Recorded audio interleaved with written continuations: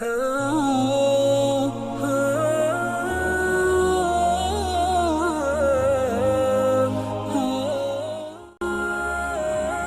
permulaan dakwah Rasulullah SAW yang dilakukan secara sembunyi, golongan orang yang masuk Islam terdiri daripada orang-orang terdekat Nabi, di antaranya Khadijah, Ali bin Abi Talib, Zaid bin Harithah dan Abu Bakar, serta disusuli beberapa orang yang lainnya.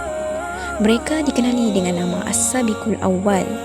Dakwah secara sembunyi ini telah diperintahkan oleh Allah Subhanahu Wa Taala di dalam surah Al-Muddathir ayat 1 hingga 6 yang berbunyi: يا أيها المدثر قم فأنذر وربك فكبر وثيابك فطهر والرجز فاهجر ولا تمنن تستكثر.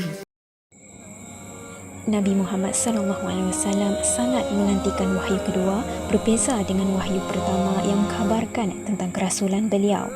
Melalui wahyu kedua ini, iaitu surah Al-Muddathir, Allah Subhanahu Wa Taala memerintah Nabi Muhammad SAW untuk memberikan perkabaran yang nyata dan agama Islam kepada umatnya.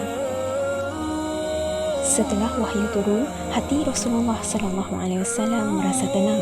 Kota Mekah menjadi pusat ibadah bangsa Arab yang ramai dikunjungi oleh kerana banyak patung sembahan di dalam dan di luarnya.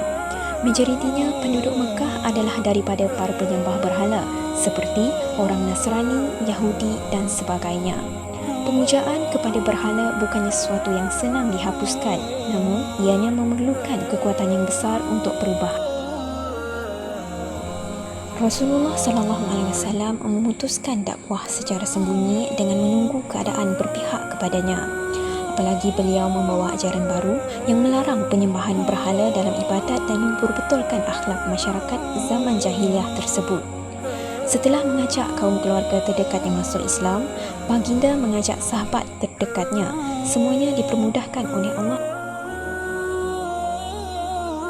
Rasulullah SAW menghadiri pengebumian saudara ayahnya yang baru sahaja meninggal dunia, dan di sana beliau bertemu dengan Uthman. Rasulullah SAW mendatangi Uthman dan membacakan surah Az-Zariyat ayat 22 sehingga 23 yang berbunyi: Wa fis samaa'i rizqukum wa ma tu'adun fa wa rabbis samaa'i wal ardi innahu lahaqqun mithla ma annakum tantiqun. Ketika itu Uthman terpekun dengan ayat Al-Quran yang dibaca oleh baginda SAW. Uthman mengikut baginda pulang, dan ketika itulah Rasulullah SAW berdakwah kepadanya dan Uthman pun masuk Islam. Selama 3 tahun, Rasulullah SAW mengajarkan Islam kepada pengikutnya secara sembunyi di tempat yang aman, bahkan ketika solat. Rasulullah SAW dan para sahabat pergi ke tempat terpencil agar tidak terlihat oleh kaum kafir Quraisy. Pusat pengajian dan penyebaran agama Islam diadakan di rumah Al-Arqam bin Al-Arqam, dan semakin hari semakin ramai pengikut baginda SAW sehinggalah turunnya wahyu yang menyuruh baginda SAW berdakwah secara terang-terangan. Kisah selanjutnya ada di part kedua. Terima kasih kerana menonton.